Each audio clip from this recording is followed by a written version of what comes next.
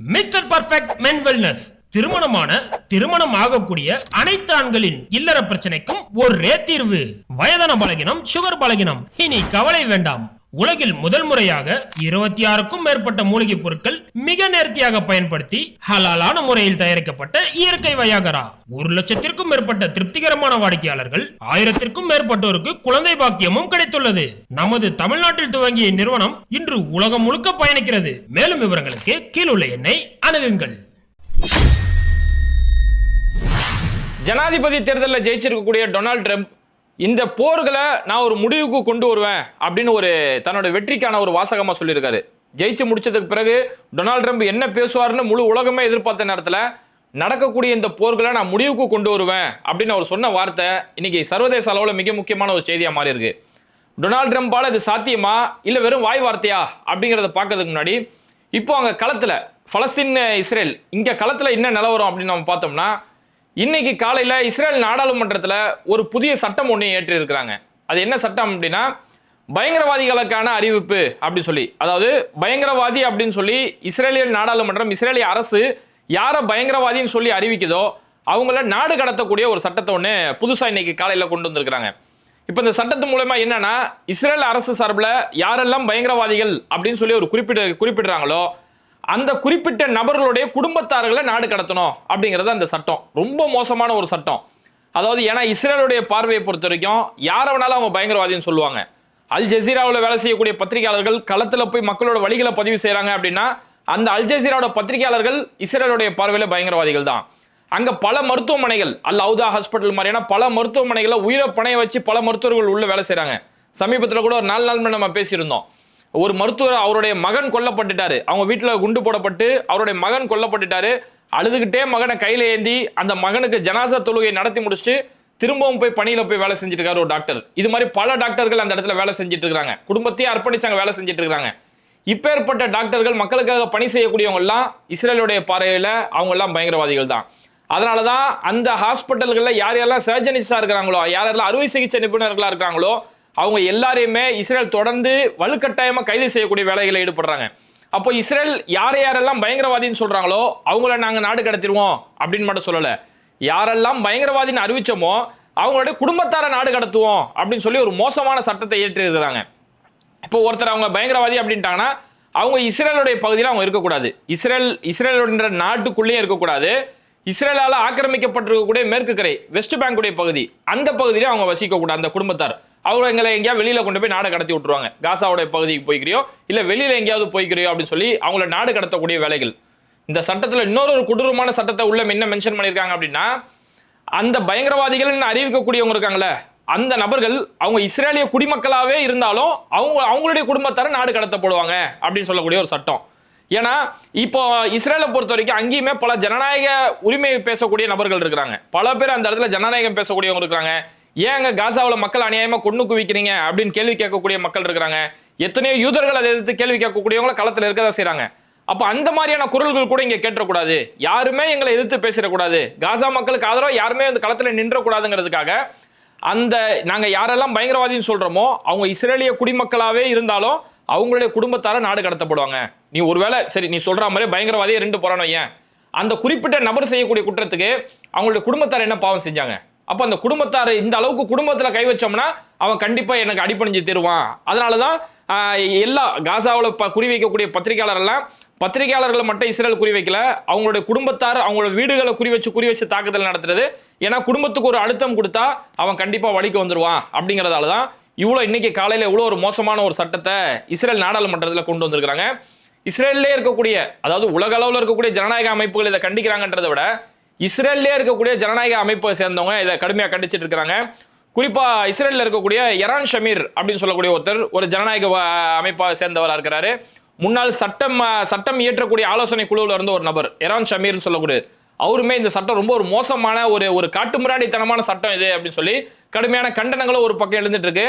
ஆனா இது எதையுமே காதுல வாங்காம இன்னைக்கு காலையில இப்படி ஒரு சட்டத்தை கொண்டு வந்திருக்காங்க. இதையும் தாண்டி அங்க களத்தில் இருக்கக்கூடிய போர் சம்பந்தமான செய்திகள் என்னன்னு பார்த்தோம்னா, காசாவில் இஸ்ரேல் நடத்தின கொடூர தாக்குதல், கடந்த 24 மணி நேரத்தில் நடத்தப்பட்ட தாக்குதலில் மட்டுமே 22 காசா மக்கள் அநியாயமாக கொல்லப்பட்டிருக்காங்க. இந்த 22 பேர்ல 14 பேர் வடக்கு காசாவை சேர்ந்தவங்க. ஏன்னா வடக்கு தான் அவங்க டார்கெட் பண்ணி அடிக்கிறதால வடக்குல பெரிய அளவு உயிர் சேதங்கள் ஏற்பட்டு இருக்குது. அதுலயும் குறிப்பா ஜபாலியோடைய பகுதி, நுசைராத் அகதி முகாம், பைத் லஹியாவில் இருக்கக்கூடிய அகதி முகாம்னு சொல்லி எல்லாமே பொதுமக்கள் இருக்கக்கூடிய இடங்கள்ல தாக்குதல் நடத்திட்டு இருக்காங்க. அதுல குறிப்பா நேற்று காசாவுடைய பகுதியில் ஒரு இடத்துல, ஒரு வடக்கு காசாவுடைய பகுதியில் ஒரு கட்டடத்து மேல ஒரு தாக்குதல் ஒன்று நடத்துறாங்க. அந்த நடத்தப்பட்ட தாக்குதலில் ஒட்டுமொத்த கட்டடமே கீழே இடிஞ்சு விழுந்துருச்சு. கட்டட இடிபாடுகளுக்குள்ள பல மக்கள் அந்த இடத்துல சிக்கிக்கிட்டாங்க. அவங்கள போய் மீட்க போனோம்னா கூட இங்க இஸ்ரேல் பல்வேறு வகையான கட்டுப்பாடுகளை வச்சிருக்காங்க. சார், அதையும் தாண்டி மீட்பு பண்ணி அந்த தாமதப்படுத்துறதுக்குள்ளேயே உயிரோட தான் கீழே இருந்தாங்க. இடிஞ்சு விழுவக்கூடிய நேரத்தில் பல பேர் உயிரோட இருந்தாங்க. ஆனா இங்க பல கட்டுப்பாடுகளை தாண்டி அங்க உள்ள போனோம். அவங்கள மீட்டெடுக்கிறதுக்குள்ள பல பேர் அங்க மூச்சு திணறிய பல பேர் இறந்து போயிட்டாங்கன்னு சொல்லி அங்க களத்துல இருந்து வரக்கூடிய செய்திகளை பார்க்க முடியுது. இப்போ காசாவில் இப்போ ஏற்பட்ட இந்த கடந்த 24 மணி நேரத்தில் மட்டுமே 22 பொதுமக்கள் கொல்லப்பட்டிருக்கிறாங்கன்னு பார்க்கும்போது, இன்னொரு பக்கம் லெபனானுடைய பகுதியிலுமே கடுமையான தாக்குதல். லெபனானுடைய பெக்காவுடைய பகுதி, பால்பெக்குடைய பகுதி, இந்த பகுதிகளை இஸ்ரேல் தொடர்ந்து நேற்று நைட்டு முழுக்கவே ஓய்வு இல்லாம இஸ்ரேல் தொடர்ந்து பெரிய அளவில் தாக்குதல், ஏவுகணை தாக்குதல் நடத்தப்படுதுல இந்த லெபனானுடைய பகுதிகளில் மட்டுமே 40 பொதுமக்கள் அநியாயமாக கொல்லப்பட்டிருக்கிறாங்க. 53 பேர் படுகாயம் அப்படின்ற ஒரு கட்டத்தில் இருக்கிறாங்க. அதே மாதிரி பார்த்தோம்னா லெபனானுடைய பர்சா அப்படின்னு சொல்லக்கூடிய ஒரு பகுதி, இந்த பர்சாவுடைய பகுதியில் 20 பேர் கொல்லப்பட்டிருக்கிறாங்க அப்படிங்கிற ஒரு செய்தியை பார்க்க முடியுது. அதே மாதிரி லெபனான் தலைநகர் பெய்ரூட், இங்கேயுமே இஸ்ரேல் நேற்று நைட்டு முழுக்க தொடர் தாக்குதல் நடத்திட்டே இருந்தாங்க. இப்படி நடத்தப்பட்ட அந்த தாக்குதலில் பெய்ரூட்ல இருக்கக்கூடிய முக்கியமான விமான நிலையம், அந்த விமான நிலையம் இருக்கக்கூடிய பகுதியிலுமே, விமான நிலையத்தோட பகுதியிலுமே ஒரு பெரிய சேதம் ஏற்பட்டிருக்கு அப்படின்னு சொல்லி லெபனான் அரசு சார்பில் அந்த செய்தி அறிவிச்சிருக்கிறாங்க. கூடவே இஸ்ரேலுடைய தரப்புல இருந்து ஒரு செய்தி என்ன சொல்றாங்கன்னா, நேற்று நாங்கள் பெய்ரூட்ல தொடர்ந்து நடத்தப்பட்ட தாக்குதல்ல நசுருல்லாவுடைய மாமா ஒருத்தர் இருந்தாரு, அந்த மாமா நேற்று நடத்தப்பட்ட தாக்குதலில் கொல்லப்பட்டிருக்காரு. நசுருல்லா அவருடைய மாமாவுக்கு 64 வயசு, அவருமே இந்த தாக்குதலில் கொல்லப்பட்டிருக்காரு. இன்னும் ஹிஸ்புல்லாவை சேர்ந்த பல பேரை நாங்கள் கொண்டு இருக்கிறோம்னு சொல்லி இஸ்ரேலுடைய ராணுவம் தரப்புல இருந்து இந்த செய்தியை சொல்றாங்க. இப்படி தொடர்ந்து இஸ்ரேல் லெபனானுடைய பகுதியில் தொடர்ந்து தாக்குதல் நடத்தும் போது, முந்தா நாள் வந்த செய்தி நம்ம பார்த்தோம்னா, அங்க லெபனான்ல இருக்கக்கூடிய பர்ஜான்னு சொல்லக்கூடிய ஒரு பகுதி, இந்த பர்ஜா பகுதியில் இஸ்ரேல் தொடர்ந்து நடத்தப்பட்ட தாக்குதலில் 20 பொதுமக்கள் முந்தா நாள் ஒரே நாள்ல 20 பொதுமக்கள் அந்த இடத்துல கொல்லப்பட்டாங்க. அதுல குறிப்பா ஒருத்தர் சொல்றாரு, சஹரான் அப்படின்னு சொல்லக்கூடிய ஒருத்தர், அவரோட வீடுல ஒரு தாக்குதல் நடத்திக்கிறாங்க. இந்த சஹரான் சொல்றவரு ராய்டர்ஸ் நியூஸ்க்கு ஒரு பேட்டி ஒன்று கொடுக்குறாரு.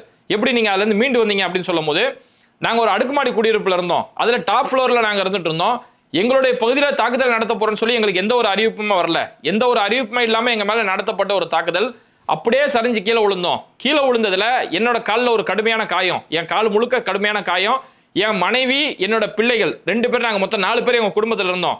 இதுல என்ன ஆச்சுன்னா, என் மனைவி, என்னோட பிள்ளை, இவங்க இன்னமும் ஹாஸ்பிட்டலில் ட்ரீட்மெண்ட் எடுத்திருக்காங்க, கடுமையான அளவில் பாதிக்கப்பட்டிருக்கிறாங்க. எனக்கு காலில் கடுமையான காயம் ஏற்பட்டிருக்கு. ஆனா என்னோட இன்னொரு சின்ன மகன், சின்ன பிள்ளை, அந்த பிள்ளையோட வெயிட்டே மொத்தமே 13 கிலோ தான் அந்த பிள்ளையோட வெயிட்டு. அந்த புள்ள மேல இந்த இடிஞ்சு விழுந்ததுல 100 கிலோ அளவிலான ஒரு கல்லோட ஒரு பாகம் இடிஞ்சு அந்த புள்ள மேல விழுந்துருச்சு. 13 கிலோ இருக்கக்கூடிய என் பிள்ளை மேல 100 கிலோ அளவு இருக்கக்கூடிய ஒரு கல் விழுந்து என் கண்ணு முன்னாடியே என் பிள்ளை நசுங்கி செத்து போச்சு அப்படின்னு சொல்லி அந்த தந்தை கண்ணீரோட ராய்டர்ஸுக்கு பேட்டி கொடுக்குறாரு. அடுத்து இந்த போர் சம்பந்தமான செய்தியில பார்த்தோம்னா, ஹிஸ்புல்லா தொடர்ந்து இஸ்ரேலுடைய பகுதிகளில் தாக்குதல் நடத்திட்டு இருக்காங்க அப்படிங்கிற செய்தியுமே பார்க்க முடியுது. குறிப்பா இஸ்ரேலுடைய வடக்கு பகுதியில் அங்க இருக்கக்கூடிய துறைமுகம் நகரமா இருக்கக்கூடிய ஹைஃபாவுடைய பகுதி, இந்த ஹைஃபாவுடைய பகுதியில் ஹிஸ்புல்லா தொடர்ந்து 2 தடவை தாக்குதல் நடத்தி இருக்கிறாங்க அப்படிங்கிற செய்தி அங்க பார்க்க முடியுது. கூடவே டெல்லவீவ்ல அங்க இருக்கக்கூடிய முக்கியமான இஸ்ரேலோட இன்டர்நேஷனல் ஏர்போர்ட், அந்த ஏர்போர்ட் பக்கத்திலுமே ஹிஸ்புல்லா ஒரு தாக்குதல் நடத்தி இருக்கிறாங்க அப்படிங்கிற செய்தியும் பார்க்க முடியுது. அதே மாதிரி இஸ்ரேலுடைய வடக்கு பகுதிகளிலுமே ஹிஸ்புல்லா தொடர் தாக்குதல் நடத்திட்டு இருக்காங்க. அதுல இஸ்ரேலுடைய ராணுவ தளங்கள் இருக்கக்கூடிய, குறிப்பா அவங்களுடைய வடக்கு இஸ்ரேல் அப்பர் கலீலி மாதிரியான பகுதிகளில் அவங்களுடைய ராணுவ தளங்களில் நடத்தப்பட்ட தாக்குதல்ல நேற்று ஒரு இஸ்ரேலிய ராணுவ வீரர் கொல்லப்பட்டிருக்கிறாரு. இஸ்ரேலுடைய 605வது இன்ஜினியரிங் பட்டாலியன் அந்த படைப்பிரிவை சேர்ந்த ஒரு முக்கியமான ராணுவ அதிகாரி அந்த ஹிஸ்புல்லா நடத்தப்பட்ட தாக்குதல நேற்று ஒருத்தர் கொல்லப்பட்டிருக்கிறார்ன்றத இன்னைக்கு இஸ்ரேல் இதை அபிஷியலா அறிவிச்சிருக்காங்க. இப்படி தொடர்ந்து ஹிஸ்புல்லா அடிச்சிட்டு இருக்கக்கூடிய இந்த தாக்குதல்ல அந்த குறிப்பிட்ட அந்த வடக்கு பகுதிகளில் மட்டுமே, அவங்களுடைய கோலான் ஹைட்ஸ் அப்படின்னு சொல்லக்கூடிய அந்த பகுதியில் இருக்கக்கூடிய ராணுவ வீரர்கள் மட்டுமே தொடர்ந்து நடத்தக்கூடிய ஹிஸ்புல்லாவால நடத்தக்கூடிய இந்த தொடர் தாக்குதலில் மட்டுமே இவரோட சேர்த்து இதோட 70 பேர் இறந்து போயிருக்காங்க அப்படிங்கிற செய்தியுமே ஐடிஎஃப் அறிவிச்சிருக்காங்க. ஓகே, இப்போ அமெரிக்க ஜனாதிபதி தேர்தலில் ஜெயிச்சிருக்கக்கூடிய டொனால்ட் ட்ரம்ப் அவர் வெற்றிக்கு பிறகு என்ன பேசுவாரு அப்படின்னு உலக நாடுகள் எல்லாருமே எதிர்பார்த்த நேரத்தில் அவர் சொன்னதுல ஒரு முக்கியமான வார்த்தை இதுதான், நான் ஜெயிச்சு வந்துட்டேன், இப்போ இனி நான் எந்த ஒரு போரையுமே துவங்க போறதில்ல, ஏற்கனவே உலகம் முழுக்க நடக்கக்கூடிய பல போர்களை நிறுத்துறதுக்கு நான் காரணமா இருப்பேன், உலகம் முழுக்க நடக்கக்கூடிய பல போர்களை நான் நிறுத்துவேன் அப்படின்னு சொல்லி டொனால்ட் ட்ரம்ப் ஒரு முக்கியமான விஷயத்தை சொல்லியிருக்கிறாரு. ஏன்னா அங்கே தேர்தல் பிரச்சாரத்துடைய நேரத்திலேயே கமலா ஹாரிஸ் ஒரு முக்கியமான குற்றச்சாட்டு வச்சாங்க. டொனால்டு ட்ரம்ப் மட்டும் மீண்டும் ஒரு தடவை அதிபரானார்னா இன்னும் உலகம் முழுக்க மிகப்பெரிய அளவில் போர் நடக்கும், அது 3ஆம் உலக போருக்கே வழிவகுக்கும் அப்படின்னு சொல்லி கமலா ஹாரிஸ் ஒரு முக்கியமான குற்றச்சாட்டு வச்சாங்க. ஆனா அந்த டைம்ல டொனால்டு ட்ரம்ப் அதை எதிர்த்து எதுவுமே பேசல, அதுக்கு எந்த ஒரு பதிலுமே சொல்லல. ஆனா அவர் ஜெயிச்சதுக்கு பிறகு அதுக்கான பதிலை சொல்லியிருக்கிறாரு. உலகம் முழுக்க நடக்கக்கூடிய பல போர்களை நான் நிறுத்திய காட்டுவேன் அப்படின்னு சொல்லி டொனால்டு ட்ரம்ப் பேசின இந்த விஷயம் இன்னைக்கு சர்வதேச அளவில் பெரிய அளவில் வரவேற்பு பெற்றிருக்கு. ஆனா டொனால்டு ட்ரம்ப் சொன்னது செய்வாரா அப்படிங்கிறதா இங்க மிகப்பெரிய ஒரு எதிர்பார்ப்பாக இருக்குது. ஏன்னா அமெரிக்காவில் ஆளக்கூடிய அது ஜனநாயக கட்சியா இருந்தாலும் சரி, குடியரசு கட்சியா இருந்தாலும் சரி, இவங்க எந்த ஒரு தனிநபருமே அங்க ஒரு தனிப்பட்ட எந்த ஒரு காரியத்தை எடுக்க முடியாது. அவங்களுடைய வெளியுறவு கொள்கை என்ன முடிவு எடுக்குதோ அந்த முடிவு தான் அவங்களால எடுக்க முடியும் அப்படிங்கிறதா பார்க்கப்படுது. இன்னொன்று, டொனால்டு ட்ரம்ப் இந்த முறை அவர் ஏதாவது ஒன்று செய்வார், இந்த போரை நிறுத்தது காரணமாவாருன்னு சொல்லி ஒரு பெரிய எதிர்பார்ப்பு இருக்கு. அந்த எதிர்பார்ப்போட விளைவாக தான் அமெரிக்காவில் இருக்கக்கூடிய இஸ்லாமியர்கள் டொனால்டு ட்ரம்புக்கு பெரிய அளவில் வாக்களிச்சதை பார்க்க முடிஞ்சது. குறிப்பாக பார்த்தோம்னா அமெரிக்காவில் இருக்கக்கூடிய மெக்சிகன் மாகாணம், இந்த மெக்சிகன் மாகாணத்தில் இருக்கக்கூடிய டியர்பர்ன் அப்படி சொல்லக்கூடிய ஒரு பகுதி, இந்த டியர்பர்ன் பகுதிங்கிறது அதிக அளவில் இஸ்லாமியர்கள் வசிக்கக்கூடிய ஒரு பகுதி. கிட்டத்தட்ட 55% வாக்குகள் அங்கே இஸ்லாமியர்கள் வாக்கு, வெற்றியை தீர்மானிக்கிறது அங்கே இஸ்லாமியர்கள் வாக்கு தான். அந்த இஸ்லாமியர்கள் கமலா ஹாரிஸை ஒட்டுமொத்தமாக புறக்கணிச்சிருக்கிறாங்க. அதுக்கு என்ன காரணம் அப்படின்னு நாங்கள் களத்தில் போய் பார்க்கும்போது, ஜோ பைடனுடைய அரசு வந்து இஸ்ரேலுக்கு ஒரு கண்மூடித்தனமான ஆதரவு கொடுத்துருந்தாங்க. அவங்களுக்கு எல்லா வகையான ஆதரவு கொடுக்கறதும் சரி, ஆயுத வசதிகள் செஞ்சு கொடுக்கறது சரி, ஜோ பைடனோட அரசு இது வரைக்கும் வரலாறு காணாத அளவுக்கு ஒரு கண்மூடித்தனமான ஆதரவு கொடுத்துட்டு இருந்தாங்க.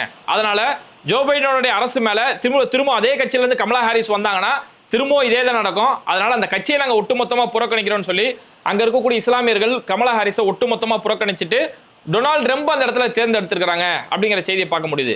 ஏன்னா இந்த டியர்பர்ன் அப்படி சொல்லக்கூடிய பகுதி போன தடவை ஜோ பைடன் பெரிய அளவில் ஜெயிக்கப்பட்ட ஒரு பகுதி. அதாவது இஸ்லாமியர்கள் ஜோ பைடன் வந்தா சரியா இருக்கும்னு போன தடவை தேர்ந்தெடுத்தாங்க.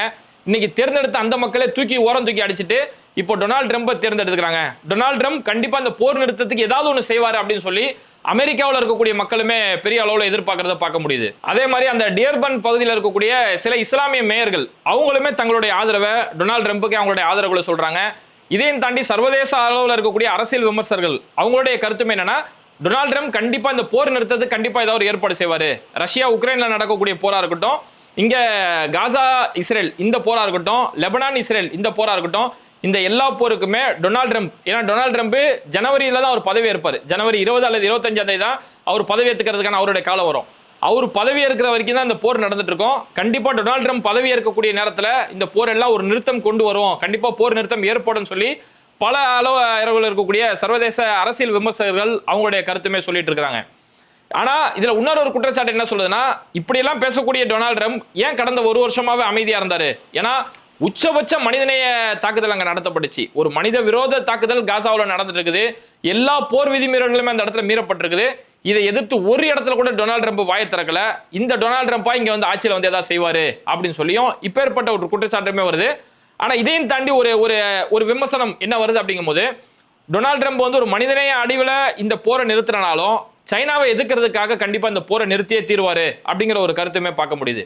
ஏன்னா இன்னைக்கு சர்வதேச அளவில் வந்து அமெரிக்கா ஒரு வல்லரசு நாடு, அந்த அமெரிக்க சரிநிகர் நான் தான் அப்படின்னு சொல்லி சைனாவுமே கிட்டத்தட்ட அமெரிக்காவுக்கு ஈக்குவலாகவே வந்துட்டு இருக்காங்க. அவங்களுடைய வர்த்தக அளவில், ராணுவத்தினுடைய அளவில் எல்லாத்துலேயுமே அமெரிக்காவுக்கு நிகராக சைனா வந்துட்டு இருக்கிறதால தான் அமெரிக்கா சார்பில் வந்து சைனாவுக்கு பல நேரங்களில் வர்த்தக தடையே போடக்கூடிய ஒரு நிலைமை ஏற்படுது. அதனால இந்த சைனாவுக்கு ஒரு முட்டுக்கட்டை போடணுங்கிறதுக்காக டொனால்டு ட்ரம்ப் கண்டிப்பா அந்த போர் நிறுத்தம் கொண்டு வராரு. ஏன்னா ரஷ்யா உக்ரைன் போர் நின்றுச்சு அப்படின்னா ரஷ்யாவுடைய நட்பு நாடான சைனாவுக்கான தொடர்பு ஓரளவுக்கு குறைக்கப்பட்டுரும். அப்போ சைனாவுக்கு அங்கேயுமே ஒரு தடை ஏற்பட்டுருது. காசாவுடைய போர் நிறுத்தப்பட்டுருச்சுன்னா ஈரானுடைய தொடர்பு நின்றோம். ஏன்னா இந்த போர் நடக்கிற வரைக்கும் தான் ஈரானுக்கு வந்து சைனாவோட தயவு தேவை. இந்த போர் நடக்கிற வரைக்கும் தான் ரஷ்யாவுக்கு சைனாவுடைய தயவு தேவை. போர் நின்றுச்சுன்னா அந்த தயவு அவங்களுக்கு தேவைப்படாது. அந்த வர்த்தக ரீதியான உறவு தடைப்பட்டு போயிடும். அதனால இந்த போரை நிறுத்துறது மூலியமா சைனாவை நம்ம சிறுமைப்படுத்திடலாம். அதுக்கப்புறம் சைனாவுடைய வர்த்தகம் பாதிக்கப்பட்டுச்சுன்னா அவங்க கண்டிப்பா இந்தியாவை தேடி போக வேண்டிய ஒரு நிலைமை வரும். ஏன்னா இப்ப இந்தியா கிட்ட பல அளவில் சைனா டிமாண்ட் காட்டிட்டு எல்லை பகுதியில் அத்துமீறி செஞ்சுட்டு இருந்தாலும் வேற எங்கேயுமே அவங்களுக்கு வர்த்தகம் ஓடலைன்னா இந்தியா தான் மிகப்பெரிய சந்தை இருக்குது. அப்ப இந்தியாவோட தயவு அவங்களுக்கு கண்டிப்பா தேவைப்பட்டே ஆகும். அப்படி பல நாடுகளோட தயவு தேடி போகக்கூடிய ஒரு நிலைமை வரும். அதனால டொனால்டு ட்ரம்ப் கண்டிப்பா சைனாவை எதிர்க்கிறதுக்காகவே இந்த போரை முடிவுக்கு கொண்டு வராரு அப்படின்னும் சில கருத்துக்கள் பார்க்க முடியுது. ஏன்னா டொனால்டு ட்ரம்ப் 2016 அவர் அதிபராக இருக்கக்கூடிய காலத்துல சைனாவுக்கு பல வகையான கட்டுப்பாடுகள் போட்டாரு. சைனாவில் வந்து வரக்கூடிய பல பொருளுக்கு இறக்குமதி வரியை கடுமையா உயர்த்திட்டு இருந்தாரு. பல பொருட்களுக்கு கட்டுப்பாடுகள் விதிச்சிட்டு இருந்தாரு. அப்போ டொனால்டு ட்ரம்ப் தொடர்ந்து, ஏன்னா இவர் ஆல்ரெடி ஒரு பிசினஸ் மேனாக இருக்கிறதால ஒரு வர்த்தக ரீதியாவே அவர் சைனாவை எதிர்கொண்டுட்டு இருக்கிறாரு. அப்படிங்கிறதால சைனாவை எதிர்க்கிறதுக்காகவாச்சும் இந்த போரை டொனால்ட் ட்ரம்ப் ஒரு முடிவுக்கு கொண்டு வருவார் சொல்லி சர்வதேச அளவில் இந்த கருத்துக்கள் பார்க்கப்படுது. எது எப்படியோ ஜனவரி 25ஆம் தேதி தான் டொனால்ட் ட்ரம்ப் அவரோட பதவியில் ஏற்றுக்கிறாரு. இந்த டொனால்ட் ட்ரம்ப் ஒரு புதுமையா அந்த போர் நிறுத்தத்துக்கு ஒரு அமைதிக்கான ஒரு தீர்மானம் ஏதாவது கொண்டு வருவாரா, அல்லது வழக்கமா ஓடக்கூடிய அந்த குதிரையில மந்தையிலே அந்த ஆட்டு மந்தையிலே இவரும் ஓடுவாரா அப்படிங்கிறத வெயிட் பண்ணி தான் பார்க்கணும்.